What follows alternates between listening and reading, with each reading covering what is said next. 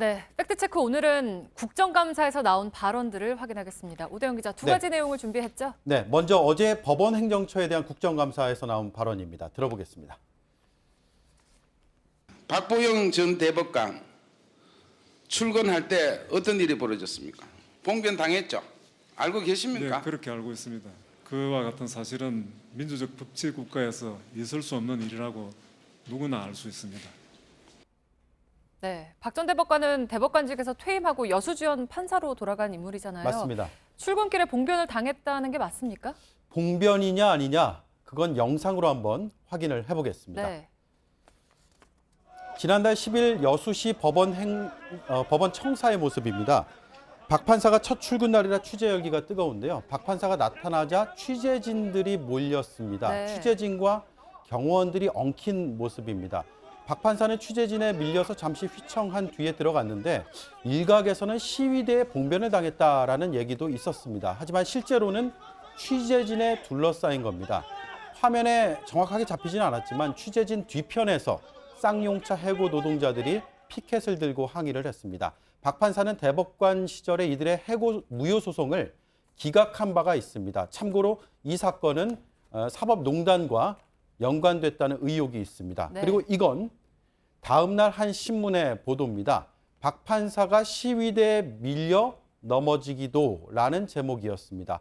해고 노동자들이 신체적 위협을 가한 것처럼 전해졌습니다. 하지만 이후에 넘어진 사실이 없다고 기사를 바로 잡았습니다. 네, 아까 영상에서 보면 일단 시위대에 의해서 물리적인 봉변을 당한 것 같진 않은데 국감에서는 왜 봉변이라는 표현이 등장한 건가요? 네, 그래서 당사자들에게 하나씩 물어봤습니다. 네. 먼저 이완영 의원 측은 넘어졌다는 보도와 무관하게 불미스러운 일을 당했다는 의미로 봉변이라는 표현을 쓴 것이라고 말을 했습니다.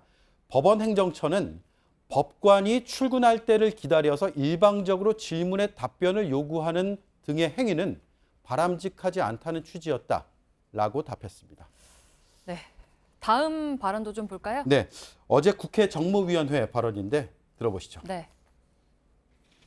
그러니까 NSC가 소집이 됐어요. 국무조정실장님, 그날 저녁에 NSC 열린 거는 맞죠? NSC가 열렸어요. 아닙니다. 제가 화상회의를 했어요. 화상회의. 그는 네, 지난달 18일 퓨마가 동물원에서 탈출한 건 다들 아실 겁니다. 이 때문에 국가안전보장회의 NSC가 긴급히 소집됐다는 겁니다. 북한의 미사일 발사 때보다 더 신속하게 소집이 됐다는 주장도 어제 함께 나왔습니다. 네, 퓨마가 탈출해서 NSC가 소집이 됐다. 사실입니까? 이날 NSC 소집은 없었습니다. 청와대 국가안보실 안에 국가위기관리센터라는 기구가 있습니다. 국가의 재난을 담당합니다. 이 센터가 보고를 받은 겁니다.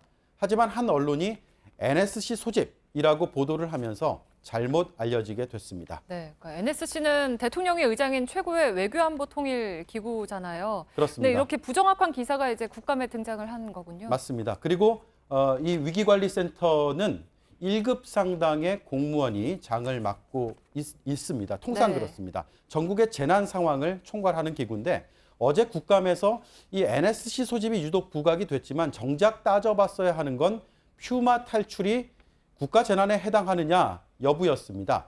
저희가 확인해 보니까 재난안전법에는 맹수 탈출이 재난으로 규정되어 있지 않습니다. 네. 행정안전부 장관도 고시를 통해서 재난의 종류를 정할 수 있는데 오늘 이것도 확인해 봤는데 여기에도 포함되어 있지 않았습니다.